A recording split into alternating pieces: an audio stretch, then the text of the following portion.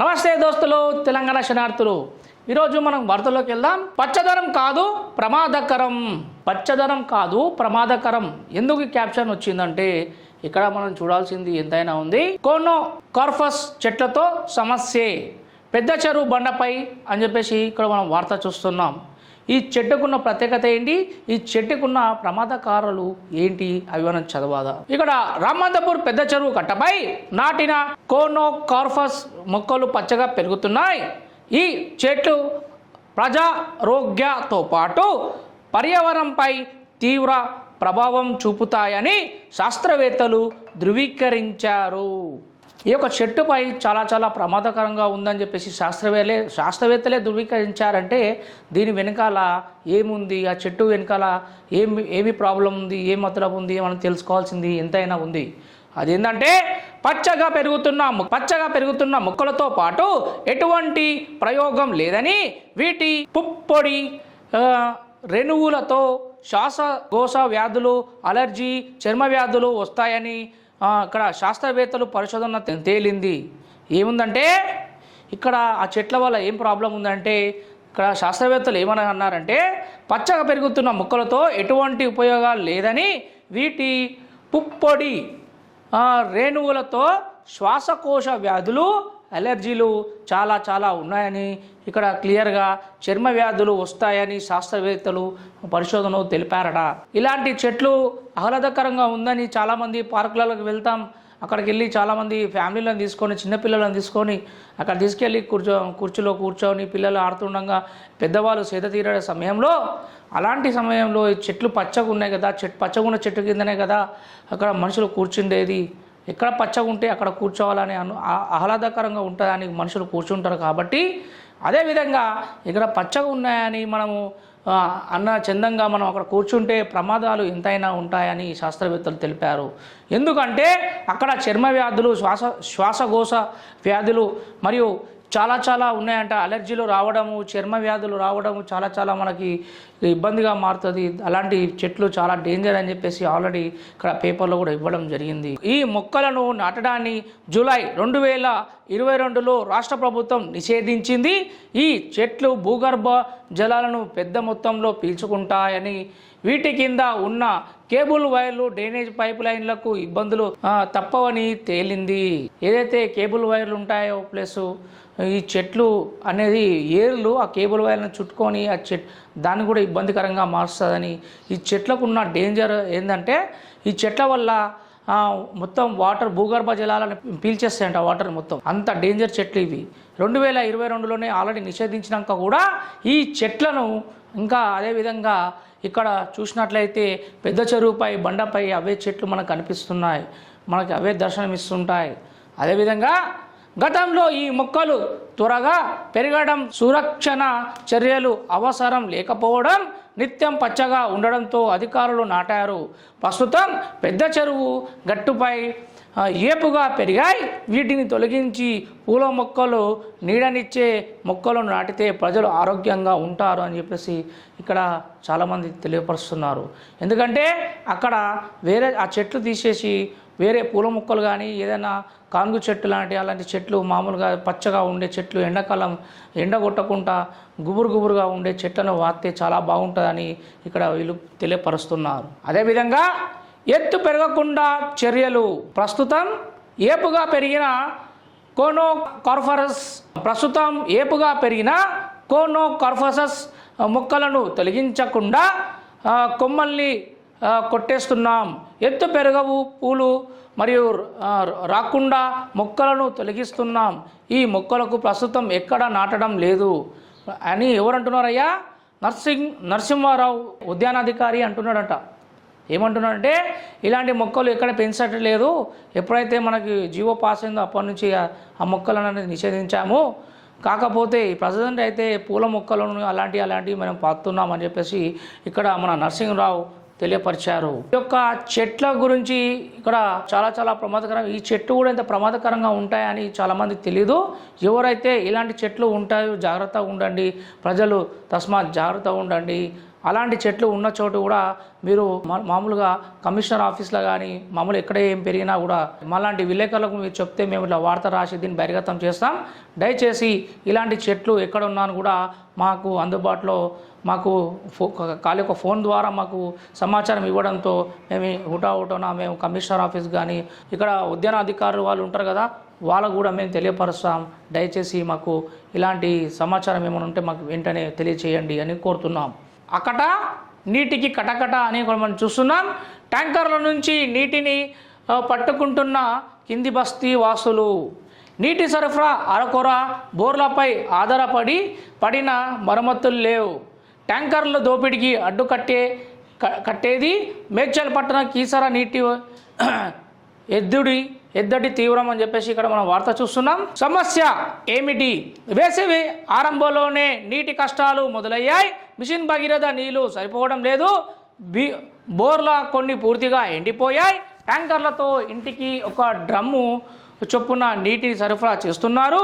అంబేద్కర్ నగర్లో 230 అడుగు లోతు వేసిన అయితే ఇక్కడ అంబేద్కర్ నగర్లో 230 అడుగులు లోతులు వేసిన బోరుకు కొత్త మోటార్ బిగించాలి. సినిమా థియేటర్ ఎదురుగా ఉన్న శ్రీ రామలింగేశ్వర కాలనీలో 2 ఏళ్ల క్రితం బోరు వేసి మోటార్ ఏర్పాటు చేయలేదు. భోగారం ఎస్సీ కాలనీలో 6 నెలలుగా బోరు మరమ్మతులు చేయించడం లేదు. గోధుమకుంట ఎలిఫెంట్ కాలనీలో 900 జనాభా ఉంది. కాలనీలో మంచినీటి సరఫరా 2 ఏళ్ల క్రితం జలమండలి అధికారులు పైప్ లైన్ వేసి ఇప్పటి వరకు నీటి సరఫరా చేయడం లేదు. మేడ్చల్ పట్టణంలో మిషన్ భగీరథ తాగునీరు సరఫరా లేక ప్రజలు తీవ్ర ఇబ్బందులు పడుతున్నారు. సమస్యను పరిష్కరించడం లేదంటే ప్రజలతో కలిసి ధర్నా చేయాల్సి వస్తుందని మేడ్చల్ ఎమ్మెల్యే మల్లారెడ్డి మిషన్ భగీరథ డిఓపై ఆదివారం ఆగ్రహం వ్యక్తం చేశారు. అంటే మల్లారెడ్డి గారు డిఓ కాల్ చేసి అక్కడ ఉన్న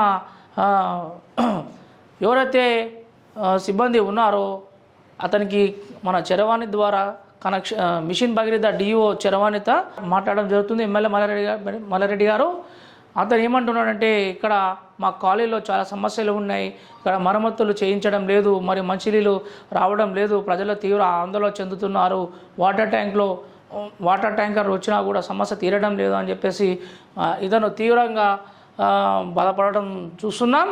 అదేవిధంగా ఇక్కడ ఏమంటున్నాడంటే ఇప్పుడు మనకు కరెక్ట్ టైంకి సకాలంలో మంచినీళ్ళు రాకపోతే మేము ధర్నా కూడా చేస్తామనే ఒక మాట కూడా అక్కడ వాడాడు. అదేంటంటే మల్లారెడ్డి మిషన్ భగీరథ డియుపై ఆదివారం ఆగ్రహం వ్యక్తం చేశారు. మేడ్చల్ పురపాలక తాగునీటి కటకట మొదలైంది. ఎండాకాలం ఆరంభంలోనే తాగునీటి ప్రజలు తీవ్ర ఇబ్బందులు ఎదుర్కోవాల్సి వస్తుంది. రోజు విడిచి రోజు సరఫరా చేస్తున్న నీరు సైతం 15 నుంచి 20 నిమిషాల్లో మాత్రమే వస్తుంది అని చెప్పేసి బాధపడుతున్నారు. అంటే దినం తప్పిన దినం వాటరు కనీసం 1 అవర్ వస్తుండే, ఇప్పుడు 20 నిమిషాలు కూడా అవ్వట్లేదు. ఖాళీ తాగడానికే పట్టుకునేటట్టు ఒక 15 నుంచి 20 నిమిషాలే మంచినీళ్ళు వస్తున్నాయని చెప్పేసి ఇక్కడ బాధపడుతున్నారు. సమస్య ఇక్కడ కింది బస్తీ హౌసింగ్ బోర్డ్ కాలనీ, కుమ్మరి బస్తీ వీకర్ సెక్షన్ కాలనీలో ట్యాంకర్లతో నీటి సరఫరా చేస్తుండడంతో ప్రజల జేబు గుల్లవుతుంది. ఒక్కో ట్యాంకర్కు 5 నుంచి 800 వసూలు చేస్తున్నారట. ఇప్పుడు ఎండాకాలం కాబట్టి ప్రజలకు మంచినీళ్ళు సరఫరా కాకుండా కనీసం వాడుకోవడానికి నీళ్ళు కూడా లేకుండా దయనీయ స్థితిలో ఉన్నారు. ఇలాంటి వాళ్ళు 800 నుంచి 900 వరకు డబ్బులు తీసుకుంటున్నారు ట్యాంకర్ల వాళ్ళు అని చెప్పేసి ఇక్కడ మనం స్పష్టంగా చూస్తున్నాం. ట్యాంకర్ల హవాతో నీటి సరఫరా చేసడంతో ప్రజల జేబు గుల్ల అవుతుంది. 5 నుంచి 800 వసూలు చేస్తున్నారట. ఇలా వసూలు చేసే వాళ్ళు కూడా వార్నింగ్ ఇవ్వాలి. ఎందుకంటే ఇది ప్రభుత్వం సంబంధించిన వాటర్ కాబట్టి ప్రభుత్వం అనేది సరఫరా చేయాలి. ఒకవేళ ఇంటింటి మంచినీళ్ళు రాకపోతే ప్రభుత్వం వాడుకోవడానికి కనీసం ట్యాంకర్ల ద్వారా నీటి సరఫరా చేస్తే ఇలాంటి ఇబ్బందులు కొరతలు ఉండవని ఇక్కడ మేము కోరుతున్నాం. అదేవిధంగా మేడ్చల్ పట్టణం జనాభా 1,00,000కు పైగా కాలనీలు 80 నుంచి 90 సరఫరా చేయాల్సింది. 4.5 MLD ప్రస్తుత సరఫరా చేస్తున్నారు. 3 MLD అని చెప్పేసి ఇక్కడ ఇచ్చారు. అదేవిధంగా నీటి ఎద్దడి నివారణకు చర్యలు. పట్టణానికి వచ్చే నీరు తక్కువగా వస్తుంది, అందుకే ఇబ్బందులు వస్తున్నాయి. పట్టణంలో నీటి ఎద్దడి నివారణ చర్యలు తీసుకుంటామని నాగిరెడ్డి కమిషనర్ మేడ్చల్ వారు తెలియపరుస్తున్నారు. అయితే ఇక్కడ స్వయాన మన ఎమ్మెల్యే మల్లారెడ్డి కూడా ఫోన్లో మాట్లాడడంతో అక్కడ ఆ ప్రాబ్లం సాల్వ్ అయినట్టేనా లేదా అది వేచి చూడాలి. ఎందుకంటే ఎండాకాలం కాబట్టి ఈ యొక్క చెరువులు మొత్తం ఎండిపోతున్నాయి, బావులు ఎండిపోతున్నాయి, బోర్లు వేసుకుంటే బోర్లు ఎండిపోతున్నాయి.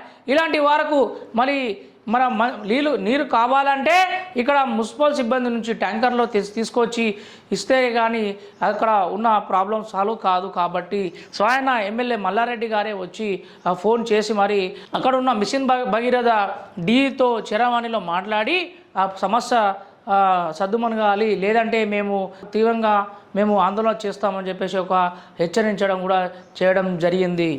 ఇక్కడ మరో వార్త, తవ్వేశారు దారి పట్టించుకునే వారేరి అని చెప్పేసి ఇక్కడ ఒక న్యూస్ చూస్తున్నాం.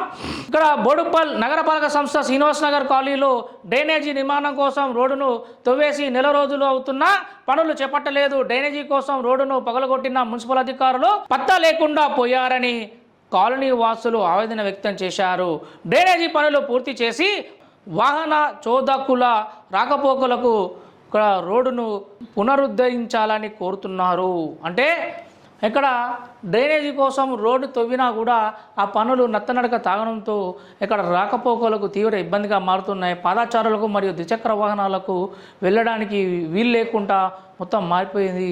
ఇలాంటి వారు త్వరగా ముమ్మరం చేసి పనులు ముందుకు సాగిస్తే ఇక్కడ మాకు చాలా మంచిగా ఉంటుందని చెప్పేసి ఇక్కడ ఉన్న ప్రజలు వాపోతున్నారు. ఇది డంపింగ్ యార్డ్ కాదు సుమా అని పోచారం మున్సిపాలిటీ నారపల్లి బృందావన్ కాలనీలో చెత్త కుప్పలుగా డంపింగ్ యార్డులను తలపిస్తున్నాయి. పరిశుద్ధం సిబ్బంది నిత్యం చెత్త సేకరిస్తున్న పలువురు ఈ ప్రాంతాల్లో వ్యర్థాలు వేస్తున్నారు. వ్యర్థాలను కుప్పలుగా చేశారు. ఇది ప్రైవేట్ వ్యక్తులు చేశారా లేక పరిశుద్ధ సిబ్బంది కుప్పలు చేసి వదిలేశారా అన్నది తెలియడం లేదు. చెత్త కుప్పలు తొలగించి పరిసరాలు శుభ్రంగా ఉండేలా చూడాలని స్థానికులు కోరుతున్నారని చెప్పేసి ఇక్కడ న్యూస్ ఒకటి చూస్తున్నాం. ఈ యొక్క చెత్త అనేది ఎక్కడ పడితే అక్కడ ఇష్టారాజ్యంగా మొత్తం వేయడంతో చెత్త అనేది ఒక చిన్న మినీ డంపింగ్ యార్డ్లా మారిపోతుందని చెప్పేసి ఇక్కడ పోచారంలో ఇక్కడ మున్సిపాలిటీ నారపల్లి బృందావన్ కాలనీలో చెత్త కుప్పలుగా డంపింగ్ యార్డ్ తలపిస్తున్నాయి. అయితే ఉదయం లేవగానే చెత్త సేకరణ వాళ్ళకు వస్తే చెత్త వేయకుండా వీళ్ళు 6 గంటలకి 5 గంటలకి ఎవరు వెళ్తురు రాని సమయంలో బయటకు వచ్చి ఇష్టారహితంగా చెత్తలు రోడ్లపై చెత్త కుప్పలు వేయడంతో చాలా అక్కడ ఉన్న కాలనీవాసులు బాధపడుతున్నారు. అందుకే ఇలాంటి వాళ్ళకు సీసీ కెమెరా ప్లస్ వాయిస్ దాని కొన్ని రికార్డింగ్స్ అది సక్సెస్ అయింది. అలాంటివి పెడితే సీసీ ఫుటేజ్ రికార్డ్ అయ్యి ఆ మనిషి ఎవరు ఏంది అని చెప్పేసి వాళ్ళ మీద కఠిన చర్యలు తీసుకొని జరిమానాలు వేస్తే వాళ్ళకి ఇంతవరకు బుద్ధి రాదు. అలాంటి వాళ్ళ కోసము అలాంటి టెక్నాలజీని ఇంకా తీసుకురావాలనిగా మేము కూడా కోరుతున్నాం. లేదంటే ఇలానే చెత్త కుప్పలు మారిపోయి మొత్తం దుర్గంధ వాసన చెందుతుంది. అదేవిధంగా ఇంకో వార్త, రద్దీ వాహనదారులకు ఇబ్బంది అని చెప్పేసి ఇక్కడ వార్త చూస్తున్నాం. స్తంభిస్తున్న ట్రాఫిక్, ప్రత్యామ్నాయ ప్రణాళిక కరువు అని చెప్పేసి ఇక్కడ వార్త చూస్తున్నాం. ఈసీఎల్ ప్రధాన కూడలిలో కుషాయిగూడ వైపు ట్రాఫిక్, ఇక్కడ ఈసీఎల్ బస్ టెర్మినల్ వద్ద ట్రాఫిక్ అని చెప్పేసి మనం వార్త చూస్తున్నాం. కాప్రాలో ఉదయం 7 గంటల నుంచి 9 గంటల మధ్య తిరిగి సాయంత్రం 3 గంటల నుంచి 6 గంటల వరకు సమయంలో వాహనాలపై బయటకు వెళ్ళాలంటే ప్రజలకు చుక్కలు కనిపిస్తున్నాయి. విద్యా, వ్యాపార, వాణిజ్య, రాష్ట్ర ప్రభుత్వ రంగాల సంస్థ పారిశ్రామిక వాడల్లో పని వేళలు ఒకే సమయానికి ప్రారంభమవుతున్నాయి. ఒకే సమయంలో విద్యార్థులు, మహిళలు, కార్మికులు, ఉద్యోగులు రోడ్లపైకి వస్తున్నారు. వేలాది వాహనాలతో రహదారులు నిండిపోతున్నాయి అని చెప్పేసి మనం వార్త చూస్తున్నాం. అంటే ఉదయం లేవగానే అక్కడ స్కూల్ పిల్లలు ఒకటే టైంకి వెళ్తారు. ఇక్కడ ఎవరైతే జాబర్స్ ఉంటారో వాళ్ళు కూడా సేమ్ అదే టైంకి వెళ్ళడంతో ఇక్కడ సాయంత్రం ఉదయం 7 గంటల నుంచి 9 గంటల 30 నిమిషాల లోపు ట్రాఫిక్ చాలా భయంకరంగా ఉంటుంది.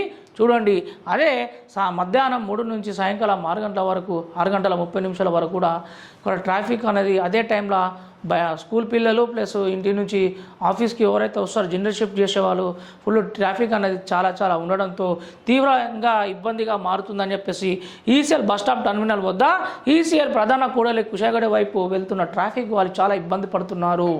అదేవిధంగా ఇక్కడ అదే అదను అని చెప్పేసి చుట్టుపక్కకు పండ్ల దుకాణాలు మొదలు పెట్టుకుంటే కుషాయిగూడ యాక్సిస్ బ్యాంక్ వరకు మొత్తం అంతా రోడ్ల మీదనే చిరు వ్యాపారులు అక్కడ అమ్మి జీవనం సాగిస్తున్నారు. అలాంటి వాళ్ళకు చెక్ పెట్టేది ఇంకెప్పుడు అని చెప్పేసి ఎన్నోసార్లు తీసివేసినా కూడా ఈ యొక్క ట్రాఫిక్ సిబ్బంది కానీ ఇక్కడ మున్సిపల్ సిబ్బంది కానీ ఎన్నిసార్లు వాళ్ళు హెచ్చరించినా కూడా వాళ్ళ కుక్కతో ఒక వంకర అని చెప్పేసి వాళ్ళు అదే చందంగా మరి ఉదయం లోగానే అదే రోడ్ల మీద వాళ్ళు బతుకుతున్నారు. అలాంటి వాళ్ళ కొరకు ఒక స్పేస్ అనేది ఇస్తే, ఒక మార్కెట్ అనేది ఉంటే, కుషాయిగూడ మార్కెట్ ఉంది కానీ అంత పెద్దగా లేదు, చిన్నగా ఉంది. కాకపోతే ఇలాంటి వాళ్ళకు ఒక చెక్ పెట్టే రోజుకి ఎప్పుడొస్తుంది అని ప్రజలు తీవ్ర ఇబ్బంది పడుతున్నారు. కూతవేటు దూరంలో ఉన్న ప్రాంతాలకు వెళ్ళడానికి చాలా ఇబ్బంది పడాల్సి వస్తుంది. ఇలాగైతే ట్రాఫిక్ రద్దీని నివారించడం పోలీసులు కావడం లేదు. రోడ్లు ఇరుకుగా ఉండడం, యూటర్న్లు సరిగ్గా లేకపోవడంతో ట్రాఫిక్ పోలీసులు ప్రత్యామ్నాయ చర్యలు తీసుకోవాల్సింది లేదు. కార్మికులు, ఉద్యోగులు, విద్యార్థులు వేరెవరు సమయాల్లో రాకపోకలు సాగించాలి అని చెప్పేసి ఇక్కడ మనం వార్త చూస్తున్నాం. రద్దీ వాహనదారులకు ఇబ్బంది అని చెప్పేసి క్యాప్షన్ బాగానే పెట్టాడు, కానీ చాలా ఇబ్బందిగా మారిపోతుంది.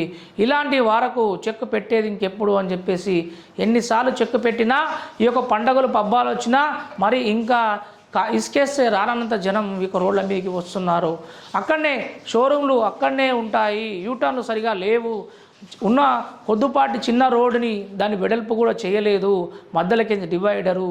చాలా దయనీయ స్థితిలో అక్కడున్న ప్రజలు బతుకు జీవుడా అన్నట్టు జీవిస్తున్నారు ట్రాఫిక్ జామ్ వల్ల.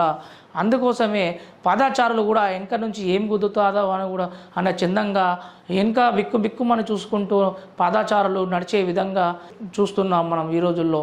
అది మన ఈసెల్ చౌరస్తా నుంచి కుషాయిగూడ వరకు చాలా తీవ్ర భయంకరంగా రోడ్లు దుస్థితి ఇది. మరమ్మతులు చేస్తే వినియోగంలోకి వస్తా అని చెప్పి మరో వార్త చూస్తున్నాం. ఇంటి పన్ను చెల్లించేలా అవగాహన అనే ఒక వార్త చూస్తున్నాం. సత్యనగర్ కాలనీలో మట్టి రోడ్డు, ఇక్కడ పన్ను చెల్లిస్తేనే పనులు అని చెప్పేసి ఇంకో వార్త చూస్తున్నాం. మేడ్చల్, తుమ్కుంటలో, కాపులో, గాంధీనగర్లో, ఏసా నగర్లో కాంగ్రెస్ శ్రేణులు నిరసన. రామంతపూర్లో ఏందబ్బా అంటే కాంగ్రెస్ శ్రేణులు పలు చోట్ల ఆదివారం నిరసన వ్యక్తం చేశారు. బారస ఎమ్మెల్యే జగదీష్ రెడ్డి దిష్టిబొమ్మను దహనం చేశారు. ఎందుకయ్యా దిష్టిబొమ్మ దహనం చేశారంటే, ఇదే జగదీశ్వర్ రెడ్డి అసెంబ్లీలో దళిత జాతి బిడ్డ అయినటువంటి స్పీకర్ను అవమానించే విధంగా మాట్లాడారని వాళ్ళందరూ మొత్తం తండోపతండాలుగా వచ్చి ఇతర ప్రాంతాల్లో కాంగ్రెస్ వారు ఈ యొక్క జగదీశ్వర్ రెడ్డి దిష్టిబొమ్మ కాల్చడం మనం నిన్న చూసాం. అదేవిధంగా పేపర్లో కూడా చూస్తున్నాం. మేడ్చల్లో, తుమ్కుంటలో, కాపురాలో, ఏసోనగర్లో, రామంతపూర్లో కాంగ్రెస్ శ్రేణులు నిరసన చేశారు. ఒంటిపూట బడికి ఇలా సిద్ధం చేద్దాం అని చెప్పేసి ఒక వార్త చూస్తున్నాం. తల్లిదండ్రులు జాగ్రత్త పాటించాలి, ఉపాధ్యాయులు సూచన చేయాలి అని చెప్పి వార్త చూస్తున్నాం. ఒంటిపూట బడులు ప్రారంభమయ్యాయి. ఉదయం 7:40 మధ్యాహ్నం 12:30 వరకు తరగతులు నిర్వహిస్తారు. ఆ తర్వాత మధ్యాహ్న భోజనం పెట్టించి పిల్లలకు ఇంటి పంపనున్నారు. ఇక్కడ చిన్నారులు ఎండలో ఇళ్లకు చేరుకుంటారు. ఆ తర్వాత సరదాగా ఆటల్లో నిమగ్నం అవుతారు. ఈ సమయంలోనే విద్యార్థులు వేసవి వేడి ప్రభావానికి లోనవుతారు. ఈ సమయంలో ఉపాధ్యాయులు, విద్యార్థులు అప్రమత్తం ఉండాలని చెప్పేసి ఇక్కడ క్లియర్గా మనకు వార్త చూస్తున్నాం. చిన్నపిల్లలకి ఒక్క పూట బడి కాబట్టి వాళ్ళు మధ్యాహ్నం 12:30 ఇంటికి వచ్చినప్పుడు తల్లిదండ్రులు జాగ్రత్తగా చూసుకోవాలి. ఎండపూట స్కూల్ జల్దీ పంపించినప్పుడు మధ్యాహ్నం పూట ఒక 1-2 అవర్స్ నిద్రపుచ్చి దాని తర్వాత ఎక్కడైనా క్లాసెస్ కానీ ఎక్కడైనా పంపిస్తే బాగుంటుందని కొంతమంది తల్లిదండ్రులు అనుకుంటున్నారు. ఇక్కడ ప్రణాళిక అవసరం. ఒక పూట బడి పూర్తయిన తర్వాత ఇంటికి చేరుకునే సరికి మధ్యాహ్నం 1 గంట అవుతుంది. అలసటను దూరం చేసే ద్రవ పదార్థాలు ఇవ్వాలి. 2 గంటల పాటు నిద్రపుచ్చాలి. నిద్ర లేచాక కాసేపు చదువుకోమని చెప్పాలి. తల్లిదండ్రులు ఇంటి వద్ద ఉంటే వారి సందేహాలు అప్పటికప్పుడే నివృత్తి చేయడానికి ప్రాధాన్యత ఇవ్వాలి. పాఠశాల నుంచి మధ్యాహ్నం ఇంటికి వచ్చిన తర్వాత పిల్లలు ఆటలు ఆడుకోవద్దు అని చెప్పేసి ఇక్కడ వార్త చూస్తున్నాము. బయటకు వెళ్ళనివ్వద్దు. మజ్జిగ, మంచినీరు ఎక్కువగా తాగేలా ప్రోత్సహించాలి. అలవాటు ఉదయం బడికి వెళ్ళాలంటే పిల్లలు ఆరోగ్యంగా సిద్ధమవ్వాలి. ఈ సమస్యలో పిల్లలు తీసుకునే ఆహారం తేలిక పాటైతే మంచిది. పండ్లు మరియు రసాలు పండ్ల రసాలు తాగించి పిల్లలకు బడికి పంపాలి అని చెప్పేసి ఇక్కడ రాగి జావా ఓట్స్ ద్రవం తాగే అలవాటు చేయాలి అని ఇక్కడ చెప్తున్నారు.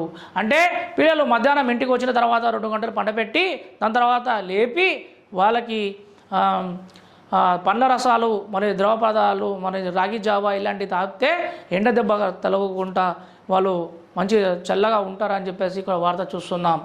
రాగి జావా ఓట్స్ ద్రవం మరియు తాగే అలవాటు చేయాలని చెప్పేసి మరియు ఇక్కడ చదవడం తరగతి గదిలో చదివే పాఠ్యపుస్తకాలు చూస్తే పిల్లల్లో ఒక వివిధమైన భయం కలుగుతోంది. అందుకే ఒక పూట బడులప్పుడు పిల్లలకు ఇంటి దగ్గర పాఠశాలకు తోడు ఇతర పుస్తకాలు చదివేలా ప్రోత్సహించాలి. ఇవి పాటించండి.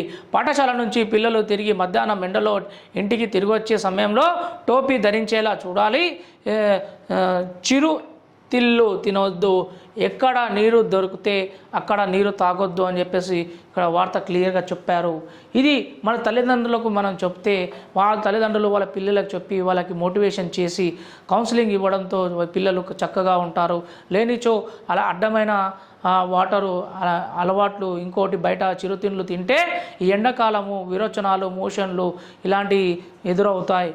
అదేవిధంగా మేడ్చల్ మల్కాజ్గిరిలో ప్రభుత్వ పాఠశాల వివరాలు. ప్రాథమిక పాఠశాల 378,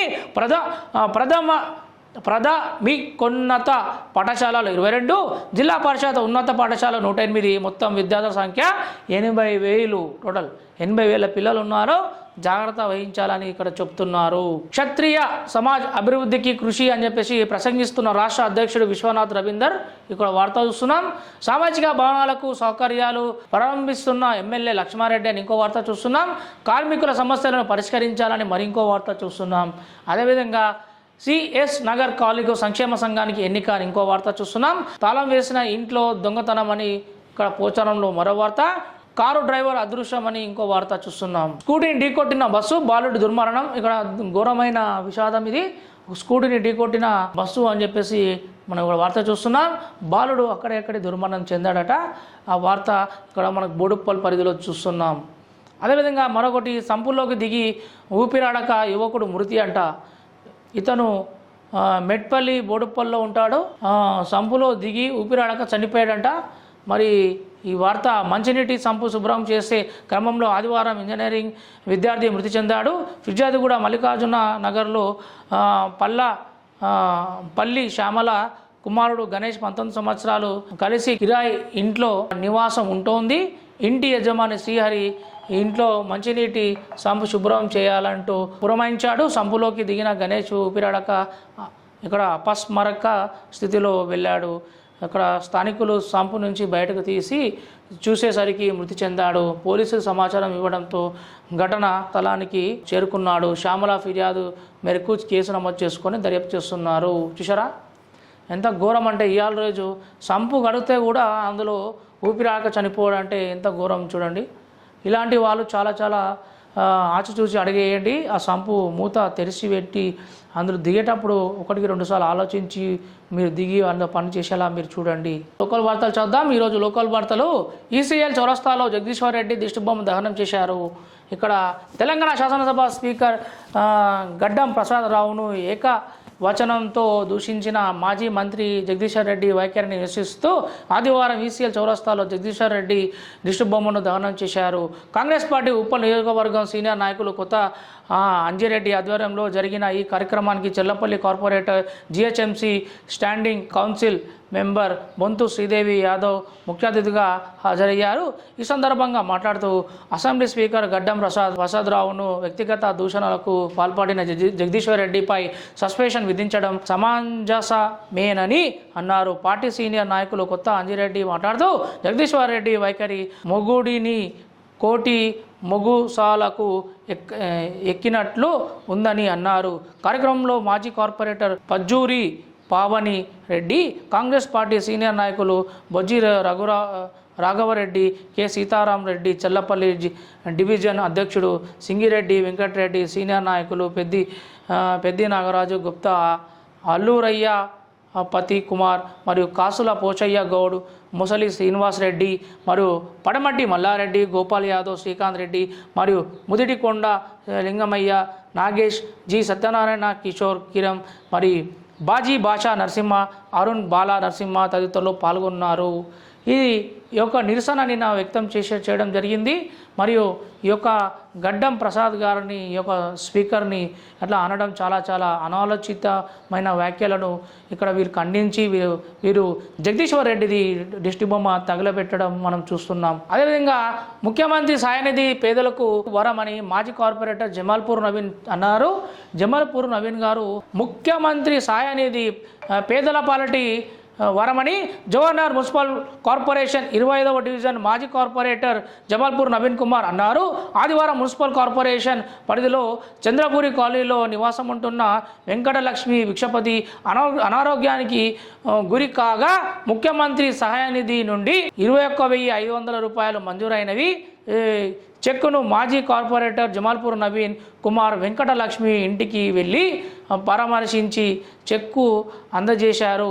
అనంతరం మాట్లాడుతూ ముఖ్యమంత్రి సహాయనిధి పేదల పాలిట వరమని, కాంగ్రెస్ ప్రభుత్వ పేదలకు ఎన్నో సంక్షేమ పథకాలు చేపట్టిందని, సీఎం సహాయనిధి ద్వారా అనేక మంది పేద ప్రజలకు ఈ పథకం ఎంతగానో పడుతుందని తెలిపారు.